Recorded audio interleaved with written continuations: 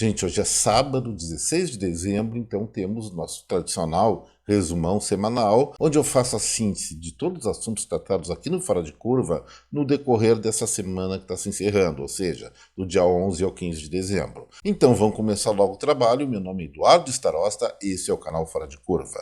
Na segunda-feira, além do quadro que vem por aí, onde analisamos os principais indicadores que vão ser divulgados, foram divulgados no decorrer da semana, montando alguns prognósticos, nós tratamos especificamente da situação econômica chinesa. Por lá, o Instituto de Pesquisa deles divulgou a inflação referente ao mês de novembro, que caiu, teve deflação de 0,5%, e aí eu conectei essa deflação com a situação econômica chinesa, ligando isso ao desemprego entre jovens, crise da construção civil, do mercado imobiliário, melhor falando, sendo mais amplo, e mostrando que por lá as atividades produtivas estão se encontrando muitas dificuldades. Eu atribuí a essa freada da China não apenas a questão de como eles trataram, como o Partido Comunista Chinês tratou a questão da pandemia, fizeram várias besteiras por lá, mas também pelo aumento do intervencionismo do governo chinês, do Partido Comunista, na própria economia sob a gestão de Xi Jinping. Ele está engessando mais as relações privadas e isso tem provocado, sim, um efeito de longo prazo de freio na dinâmica econômica daquele país. Na terça-feira foi o dia que o IBGE divulgou o índice de preços ao consumidor amplo, a inflação oficial brasileira, que em novembro fechou em 0,28%. Essa alta, sim, é dentro do razoável, mas nós fizemos uma análise um pouco mais profunda do indicador dos componentes que constroem essa inflação e achamos algumas coisas significativas. Primeiro, como nós havíamos antecipado no dia anterior, no quadro que vem por aí, a alta dos preços seria pautada ou pressionada pelos alimentos, especialmente por conta das frustrações de safra de ciclo curto que nós tivemos aqui no Brasil, em função da instabilidade climática. Mas também analisamos outros fatores referentes à aquisição de bens duráveis e eletroeletrônicos, onde nós observamos um fenômeno interessante, mas não muito positivo para nós brasileiros. Qual foi esse fenômeno? Queda do preço de TV, computadores, aparelhos de som e similares, enquanto ao mesmo tempo o preço dos serviços de manutenção desses mesmos produtos aumentaram de maneira significativa nos 2 últimos meses. Significa o que isso, gente? As pessoas, as famílias estão deixando gradativamente de renovar seus equipamentos quando eles estragam, preferindo o custo mais barato, ou seja, consertar a engenhoca antiga. Isso é um primeiro sinal de que a confiança do consumidor anda em baixa e reflete exatamente uma situação econômica que nós já estamos conversando há muito tempo sobre ela, de desaceleração e queda do nível de atividade aqui no Brasil. Também conversamos na terça-feira a respeito do avanço dos tuk-tuks aqui no Brasil, que são aqueles carrinhos originários da Índia, que é uma transformação de uma motocicleta em um veículo de 3 rodas com 1001 utilidades, e isso tem a ver com a alta do preço dos veículos normais de 4 rodas aqui no Brasil, associado à má qualidade de vários desses produtos que atualmente as montadoras nos vendem. E por fim, nós abordamos aqui no Fora de Curva o prêmio concedido pelo Conselho Federal de Economia como Economista Mulher do Ano de 2023 à ex-presidente, ou como ela gostava de ser chamada, ex-presidenta Dilma Rousseff. Até quem colocou mais ou menos as palavras que eu disse naquele momento foi uma outra economista que eu respeito muito, Helena Landau, que isso foi um assinte às mulheres economistas. Concordo plenamente com ela. Na quarta-feira, nós nos dedicamos a fazer uma rápida análise do plano econômico de recuperação da Argentina, agora liderado por Javier Milei, e abordando cada um dos 10 principais itens inclusos nesse plano. Aqui, pessoalmente, considerei que as medidas, as providências tomadas são coerentes com o que Milei pretende para o futuro do país e realmente é uma coisa melhor do que existe atualmente. E depois eu ainda comentei rapidamente a respeito daquele bandido no Rio de Janeiro que, usando uma bicicleta, furtou o telefone de uma moça, de uma senhora, usou esse aparelho para fazer uma live na conta dessa mulher e ele viralizou, virou uma celebridade fazendo propaganda da própria gangue e ele acabou sendo identificado, lógico, colocou a cara no vídeo, foi detido para a delegacia, abordado pela justiça e solto. Por que não identificaram um flagrante naquele crime? Eu não sei mais o que é flagrante, os causídicos, os advogados que me expliquem. Mas, se o cara foi flagrado fazendo um vídeo com o telefone recém-roubado, confessando isso, como é que não é flagrante? Mas, gente, essa questão de aprende ou prende e solta esses bandidos que cometem, em tese, pequenos delitos, isso é a gênese, é a semente mais grave que se pode ter para uma sociedade conviver como a brasileira já convive, com grandes crimes, assassinatos, estupros, tráfico de drogas, ou seja, tudo aquilo que nós não queremos ou que a maior parte da população brasileira não quer.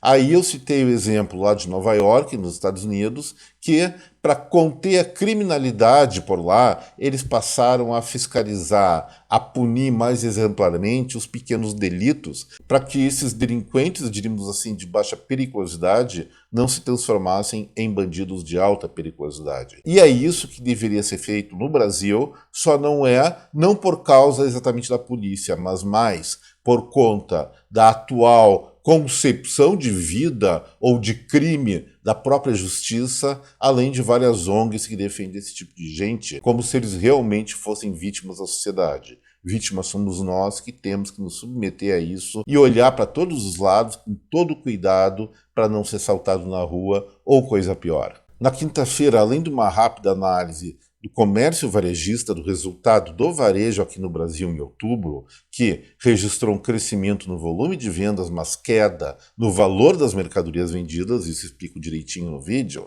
nós centramos o Fora de Curva na questão, mais uma vez, da guerra entre Rússia e Ucrânia. Coincidentemente, no momento em que o governo norte-americano, não sei se intencionalmente ou não, talvez seja uma fake news, como disse um amigo meu, divulgou que 85% dos soldados que invadiram a Ucrânia já estão mortos ou inválidos. E, lógico, a Rússia substituiu essa força militar por outra menos experiente, mas isso certamente daria uma vantagem à Ucrânia para recuperar seus territórios.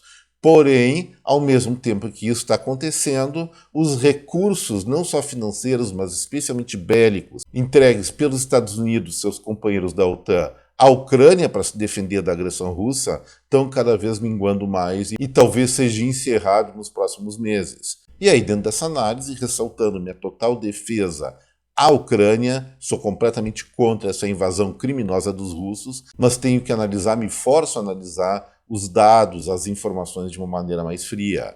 Qual foi a conclusão que eu cheguei em cima desses dois fatos? Número 1, exército russo enfraquecido, e número 2, Ucrânia com menos recursos para se defender dos próprios russos. Parece que a OTAN não tem interesse em acabar logo com essa guerra, ou pelo menos deixar a Rússia completamente em frangalhos em termos militares, porque isso provocaria uma nova crise geopolítica dentro da Rússia e poderia despertar novas instabilidades globais a partir dos povos que estão lá, assim como uma eventual expansão ainda maior da China para alguns territórios que ela reclama, já colocou no seu próprio mapa, que hoje pertencem à Rússia. Então, acredito que na avaliação, a Rússia é um vizinho incômodo dos europeus, do Japão e de várias outras nações, até dos Estados Unidos. Só que o risco de não ter uma Rússia talvez seja maior que os benefícios, segundo a avaliação desses estrategistas militares. E ontem, na sexta-feira, eu fiz duas análises no campo político. O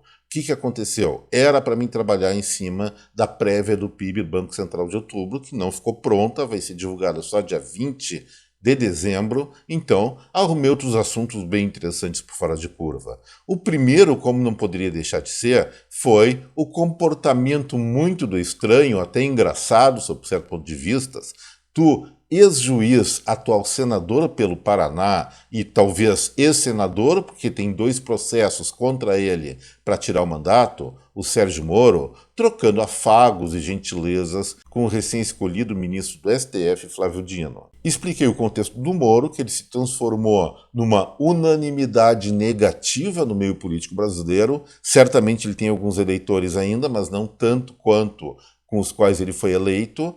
Mas a questão de fundo é o seguinte: ninguém apoia ele. Até fiz a comparação com o seriado norte-americano, muito engraçado, Todo Mundo Odeia o Chris. Então, No Congresso Nacional, no Poder Executivo e no Judiciário, todo mundo odeia o Moro e certamente nessas maluquices políticas que ele anda fazendo, ele deve estar procurando encontrar algum apoio político para se manter senador. E a escolha mais óbvia para ele, que pelo menos pareceu para aquela pessoa, foi eventualmente apoiar Flávio Dino para o Supremo. E aquela troca de afagos eventualmente tem a ver com esse apoio. E isso revoltou muito a população. Mas se revoltar contra alguém que já tem a rejeição de praticamente todas, não tem nenhuma novidade aí.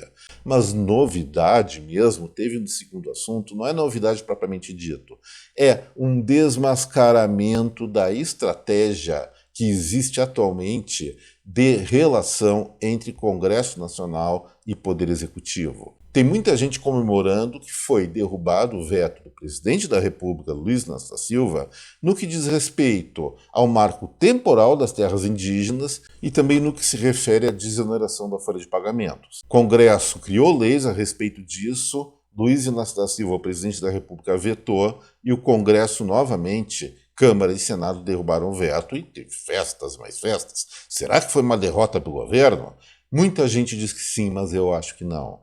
Vamos pensar o seguinte, ao mesmo tempo que isso aconteceu, o governo federal teve maioria para colocar Flávio Dino no STF e aprovar o texto base de uma outra lei, de uma outra medida provisória, aliás, que cria impostos federais sobre descontos de ICMS dados concedidos pelos estados à empresa. Isso aí vai proporcionar uma arrecadação maior de 36 bilhões de reais, segundo algumas estimativas feitas. Gente, claramente nós temos aí uma troca de figurinhas. A questão, por exemplo, do marco temporal seria o flagelo, seria o fim do agronegócio brasileiro em várias frentes. É lógico que o presidente da República tinha que agradar sua base de apoio vetando isso, mas ele não é trouxa nem nada e entendeu e entende que uma questão assim, aprovar uma legislação assim, significaria simplesmente o fim do agronegócio brasileiro, o fim de uma história do Brasil como superpotência alimentar do mundo. E eu suspeito fortemente que ele realmente achava isso um absurdo, mas não queria